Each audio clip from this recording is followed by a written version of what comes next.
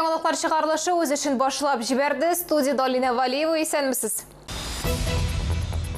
Тәүлек эчендә тагын бер шәһәрдәшебездә коронавирус ачыкланды. Республика буенча авыручылар саны 2000-гә якынлашты.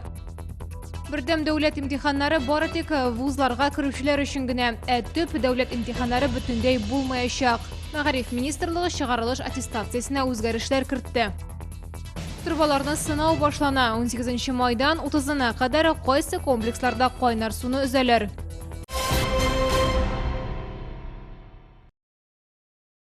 Шалыда соңгы тәүлек эчендә коронавирус йоктыруның тагын бер очрагы теркәлде. Татарстан буенча бүген 87 яңа очрак ачыкланган. Шулай итеп 13 майга Шалыда COVID-19 белән зарарланган кешеләрнең гомуми саны 262-гә җитте. Республикада барлыгы 1919 очрак теркәлгән. Бердәм дәүләт имтиханы 8 июньнән соңрак вакытка күчерелә. Бу хакта Россия Федерациясе Мәгариф министрлыгында хәбәр иттеләр. Әлегә көне билгеле түгел, БДИның бары тик вузга укырга керергә теләүчеләр өчен генә үткәрергә планлаштырыла. Калган чыгарылыш сыйныф укучыларына аттестатка ел нәтиҗәләре буенча билге куелырга мөмкин.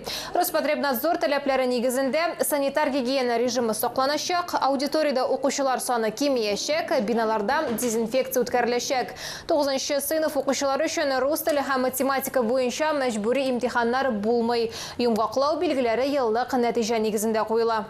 Үз мәшгуле гражданнарга 2019 ел өчен түләгән салымнары кайтарылачак. Владимир Путин мондый карарны бизнеска ярдәм итү сыйфатында тәкъдим итте.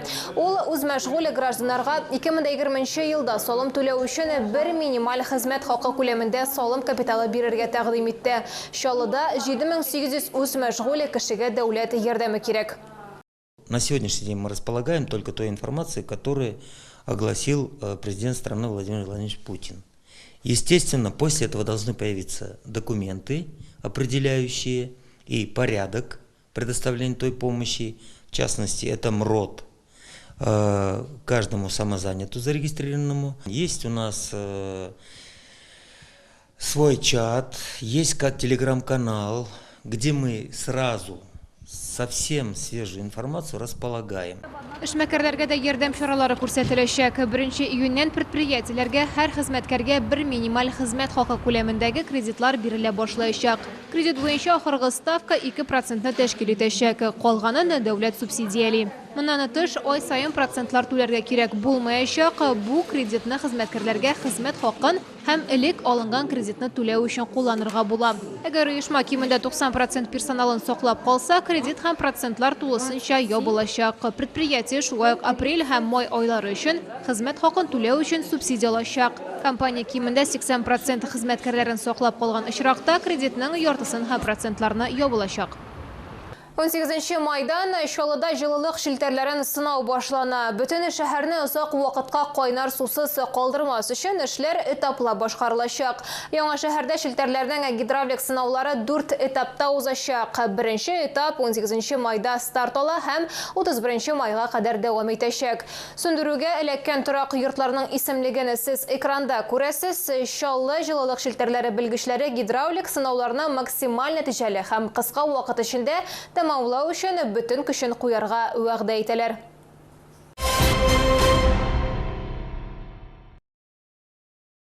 Үз изоляция режимы бетүгә карамастан, барысы да үз эшләренә керешә алмый. Күбесе һаман да өйдә калырга мәҗбүр. Шуңа да күпләр өчен бу стресслы чор. Әмма аны нәтиҗәле һәм кызыклы итеп үткәреп була. Ничек? Алдагы материалда. Гүсина Хисамеддинова инде 5 ел картиналарны бисер белән чигә чалу кызы сөйләвенчә, элегрәк көндәлек эшләр белән буш вакытны табу кыенрак булса, хәзер үз изоляция чорында яраткан эш белән шөгыльләнү үзе бер бәхет ди ул. Бер картинаны чигергә 1 айга якын вакыт кирәк. Вот эти маки, я их вышла в течение недели. Ну вот утро в Сосновом Бору у меня, конечно, месяц заняло. Там где-то 76 тысяч этих бисеринок надо было. Но эти 3D эти, ну где-то вот дней 20, дней 15 занимают. Мондый вакытта уңай фикерләү һәм ешрак елмаю аеруча мөһим дип саный психолог Наталья Облизина. Белгеч кәефне күтәрүнең яхшы ысылуын тәкъдим итте. Хочу поделиться с вами маленькой техникой, которая называется «Замечательно». Итак, в течение дня хотя бы 5-7 раз на любое событие начните реагировать со слова «замечательно». Например, пошел дождь. Замечательно, пошел дождь. Выглянуло солнце. Замечательно, выглянуло солнце. Вернулся муж с работы пораньше. Замечательно, вернулся пораньше. Үз изоляция үзеңне кайгырту өчен бик яхшы мөмкинлек дип белгечләр нәрсәдә булса үзгәртергә, ни белән дә булса шөгыльләнергә, бу хакта ныклап уйларга һәм үз тормышыңны кардиналь үзгәртергә вакыт бар. Лилия Гатина, Диана Мулярова, Фәнис Иксанов, Яңалыклар. Китап белем шишмәсе шәһәр китапханәсе бүген өйдә укыйбыз дип исемләнгән әдәби онлайн марафонда катнашырга чакыра. Әсәрләрне укып, онлайн марафонда ничек катнашырга мөмкин? Хәбәрчебез ачыклады. Китапхана хезмәткәрләре онлайн марафонны беренче тапкыр үткәрә, анда һәркем катнаша ала. Моның өчен яраткан китабыгызны сайлап, андагы әсәрне укырга кирәк. Әлеге укыган әсәрегезне видео язмага төшерергә кирәк. Анда сезнең исем-фамилиягыз һәм укыган әсәрегезнең исеме булырга тиеш. Видео язма 3 минуттан да артык булырга тиеш түгел. Бабушка надела ордена, и теперь красивая такая. День Победы праздник, вот она, о войне великой вспоминая. Марафонны шәһәрдәшләребез генә түгел, Алабуга һәм Казан, Апа, Сорман һәм Тукай районнары халкы да куәтләде.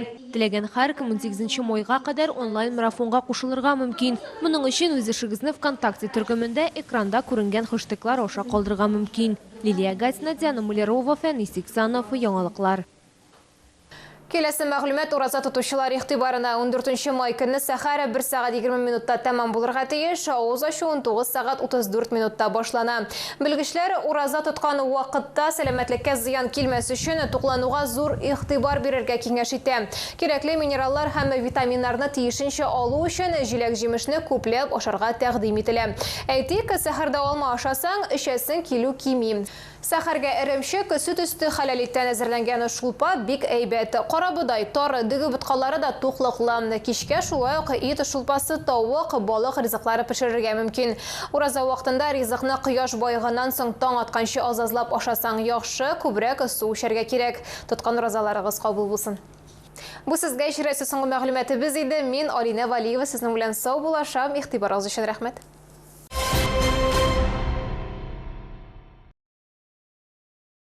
Хочешь зарабатывать больше или освоить новую профессию? Дополнительное образование с возможностью трудоустройства. Академия МОМО. Маникюрист, массажист, косметолог, бровист. Набережные Челны. 47 74 54. Круглосуточный медицинский центр частной скорой помощи одним из первых начал проводить анализ на новую коронавирусную инфекцию на выезде у пациентов, в том числе на предприятиях, без отрыва от производства. Автомобиль скорой помощи специально оборудован под забор анализов. Воздух в салоне обеззараживается ультрафиолетовым облучателем. Лаборант работает в защитном костюме, маске со сменными фильтрами, бахилах, 2 парах перчаток. Забор материала проводится стерильным инструментом. После каждого пациента проводится обработка салона дезинфицирующими растворами. Звоните прямо сейчас по телефону 30 00 03. Мы работаем круглосуточно. Количество тестов в день ограничено.